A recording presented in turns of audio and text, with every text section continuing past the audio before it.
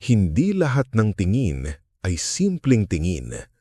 Minsan, ang isang mas batang babae ay may kakaibang paraan ng pagpapakita ng interes. Hindi direkta, pero malinaw kung marunong kang magbasa ng kilos, galaw, at pananahimik. Maraming lalaking mas mature ang nakaka-attract sa mga mas batang babae, pero madalas sila rin ang bulag sa mga senyales na ito. Kaya kung ayaw mong palampasin ang pagkakataon, dapat mong matutunang basahin ang sinasabi ng katawan, ng mata, at ng presensya ng isang babae. Ang totoo, hindi mo kailangang maging gwapo, mayaman, o magaling magsalita.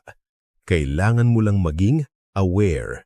Dahil kapag nakita mo na ang mga palatandaan na ito, mas madali mong malalaman kung dapat ka bang umabante o umatras.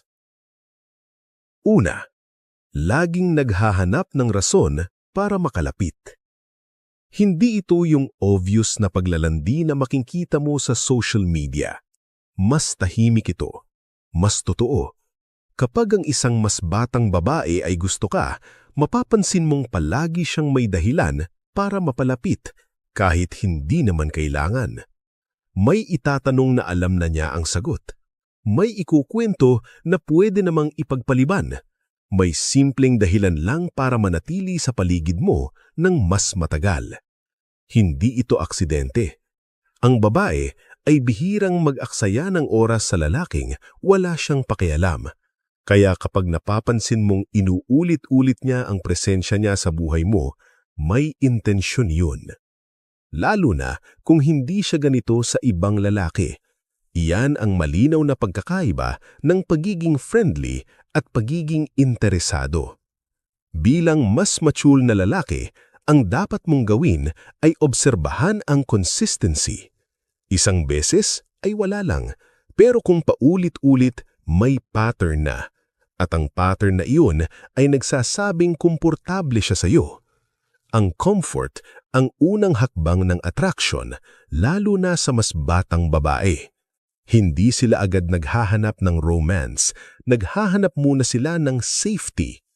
Mapapansin mo rin na kapag lumalapit siya, hindi siya nagmamadali, hindi siya balisa, parang gusto lang niyang andoon. Iyan ang klase ng presensya na hindi pinipilit pero hindi rin aksidenteng nangyayari. Tahimik lang pero malinaw. Kung ikaw ay lalaking kalmado, hindi needy at hindi naghahabol ng atensyon, mas lalo itong lalakas. Dahil ang babae, lalo na ang mas bata, ay naa-attract sa lalaking hindi niya kailangang aliwin. Ang lalaking sapat na ang presensya. Pangalawa, nakikinig siya sa maliliit mong sinasabi. May malaking pagkakaiba ang pakikinig dahil magalang at pakikinig dahil may interes. Kapag ang isang mas batang babae ay gusto ka, mapapansin mong natatandaan niya ang mga bagay na kahit ikaw ay nakalimutan mo na. Isang side comment mo noon, isang simpleng preference, isang kwento na hindi mo naman binigyang bigat, pero sa kanya mahalaga. Hindi ito dahil maganda ang memorya niya. Ito ay dahil pinapakinggan kanya ng buo, at ang babaeng tunay na nakikinig ay bihira. Dahil sa mundo ngayon, karamihan ay naghihintay lang ng pagkakataong magsalita. Pero siya, hinihintay niyang matapos ka. Iniintindi niya ang tono mo, hindi lang ang salita. Kapag binanggit niyang muli ang isang bagay na sinabi mo dati, isang paboritong pagkain, paniniwala o karanasan, doon mo makikita ang interes. Hindi niya ginagawa ito para magpa-impress, lumalabas lang ito ng natural. At doon nagiging delikado dahil ang ganitong klase ng atensyon ay hindi ibinibigay sa kahit sino. Para sa mas batang babae, ang isang lalaking may lalim ng isip ay parang libro na gusto niyang basahin ng dahan-dahan. Kaya bawat detalye, kinukuha niya. Hindi siya nagmamadali. Hindi rin siya naglalagay ng label. Pinapanday niya muna ang koneksyon. Kung napapansin mong mas insightful ang mga tanong niya habang tumatagal, mas personal, mas totoo, ibig sabihin, lumalalim na ang interes. Hindi ka na lang isang tao sa paligid, isa ka ng reference point sa isip niya. At bilang lalaking may disiplina, ang pinaka-stoic na galaw dito ay simple lang, manatiling totoo. Dahil kapag ang babae ay nakikinig sa iyo ng ganito, hindi niya hinahanap ang perpekto, hinahanap niya ang totoo. Pangatlo, iba ang kilos at tingin niya kapag kayo na lang ang magkasama. Maraming babae ang kayang maging palakaibigan sa harap ng maraming tao, pero ang babaeng may interes, lalo na kung mas bata sa iyo, ay nagbabago kapag kayo na lang ang natitira sa eksena. Hindi ito dramatikong pagbabago, mas tahimik, mas totoo, parang bumababa ang guard niya.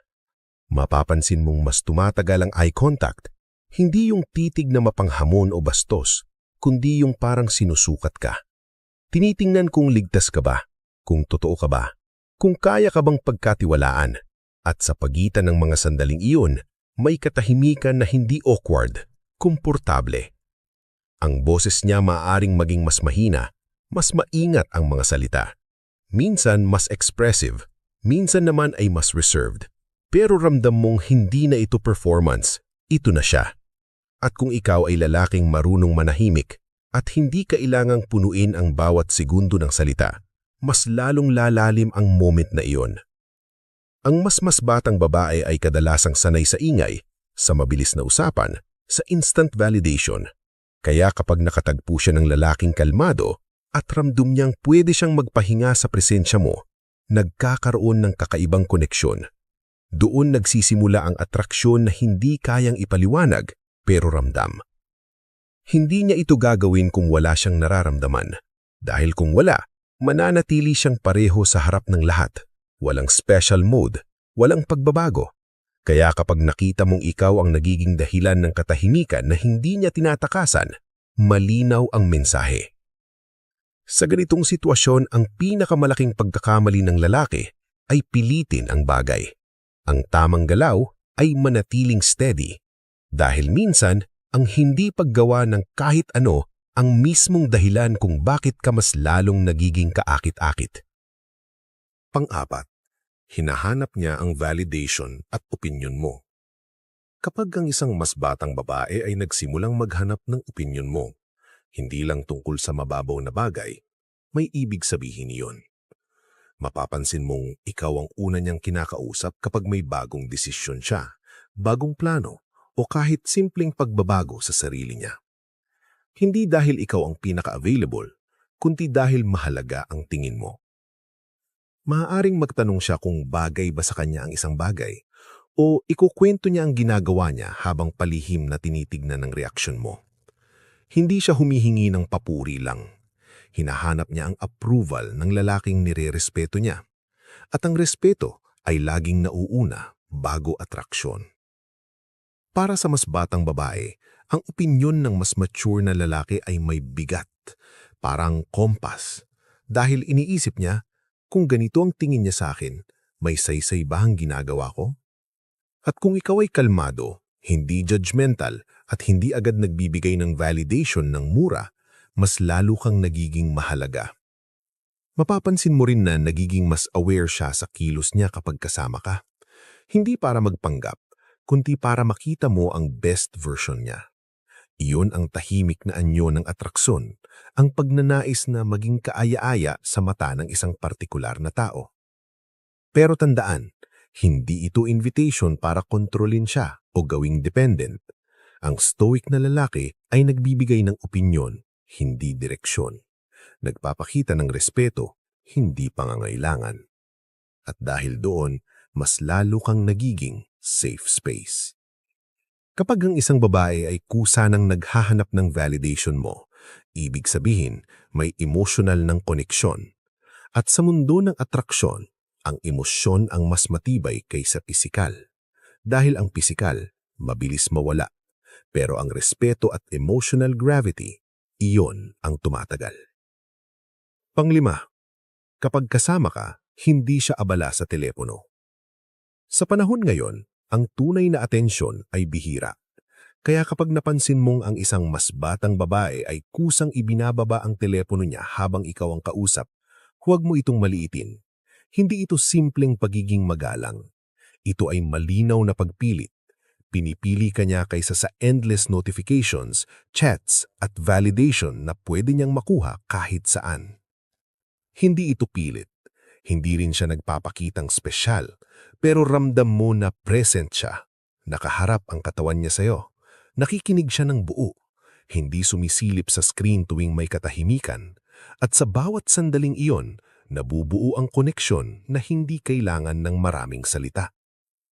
Ang mas batang babae ay sanay sa mabilis na stimulation, kaya kapag may lalaking kayang higitan ang phone sa level ng interes, may epekto iyon. Ibig sabihin, sapat ang presensya mo. Hindi mo kailangan mag-entertain, hindi mo kailangan magpatawa palagi. Ang katahimikan mo ay hindi boring sa kanya. Ito ay grounding. Mapapansin mo rin na kapag may tumunog na notification, hindi siya agad tumitingin. Parang mas mahalaga ang moment kaysa sa kung sino ang naghahanap ng atensyon niya online. Iyon ang klase ng focus na hindi ibinibigay sa taong wala lang. Bilang lalaking may disiplina, huwag mong sirain ito sa pagiging needy o sobrang paghabol. Huwag mo ring itest, hayaan mong siya ang kusang manatili. Dahil ang babaeng kusang nagbibigay ng atensyon ay mas malalim ang interes kaysa sa babaeng kailangan pang pilitin.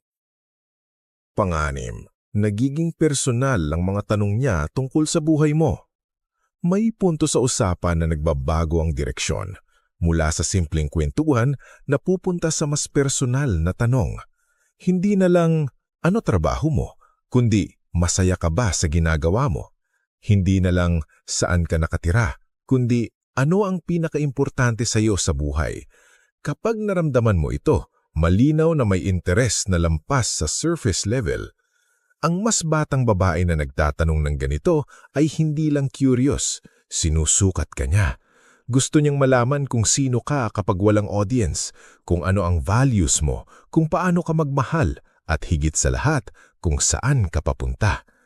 Hindi lahat ng lalaki ay pinapasok sa ganitong usapan dahil ang personal na tanong ay nangangailangan ng emotional investment at hindi siya mag-i-invest kung wala siyang nakikitang potensyal na koneksyon. Mapapansin mo rin na nakikinig siya sa sagot mo ng mas seryoso, walang biro, walang pagpuputol, minsan may katahimikan pagkatapos, hindi dahil wala siyang masabi, kundi dahil pinoproseso niya ang narinig. Iniisip niya kung tugma ba kayo. Para sa mas batang babae, ang mas mature na lalaki ay posibleng maging anchor, kaya natural lang na alamin muna niya kung stable ka ba emotionally, kung buo ka ba bilang tao. At kapag nakitaan ka niya ng clarity at paninindigan, lalalim ang paghanga. Ang stoic na lalaki sa ganitong sandali ay hindi nag-overshare, hindi rin nagsusuot ng maskara. Simple, tapat at kalmado. At minsan, sapat na iyon para maramdaman niyang gusto ka niya kahit hindi pa niya kayang aminin. Pangpito, ginagaya ka niya sa maliit pero consistent na paraan. Hindi lahat ng attraction ay ipinapakita sa salita. Minsan lumalabas ito sa tahimik na paggaya. Kapag ang isang mas batang babae ay nagsimulang gumaya sa mga maliliit mong kilos, pananalita o pananaw, huwag mong isipin na nagkataon lang. Ang paggaya ay isa sa pinakanatural at subconscious na senyales ng interes. Mapapansin mong ginagamit niya ang mga salitang madalas mong sabihin. Ang tono ng pananalita niya parang mas kahawig na sayo. Minsan pati ang pacing ng galaw niya nagiging mas makalmado kapag kasama ka. Hindi niya ito pinaplano. Nangyayari lang dahil kapag may hinahangaan ng isang tao, kusa siyang umaayon. Maaari ring mapansin mong nagkakaroon siya ng interes sa mga bagay na dati wala siyang pakialam. Bigla siyang nagiging curious sa mga pananaw mo sa buhay, sa disiplina, sa pananahimik o kahit sa paraan ng paghawak mo sa stress. Hindi dahil gusto niyang maging ikaw, kundi dahil gusto niyang makapasok sa mundo mo. Para sa mas batang babae, ang mas mature na lalaki ay kadalasang nagiging reference point, parang tahimik na leader. At kapag sinimulan ka na niyang gayahin, ibig sabihin may respeto na. At kung may respeto, may attraction na sumusunod. Pero dito nagkakamali ang maraming lalaki. Kapag napapansin nilang ginagaya sila, nagiging kampante sila o lumalaki ang ego. Ang stoic na lalaki ay kabaligtaran. Hindi niya sinasamantala ang paghanga, pinapanatili niya ang integridad dahil alam niyang ang tunay na impluwensya ay hindi ipinagmamalaki. Ito ay iniingatan.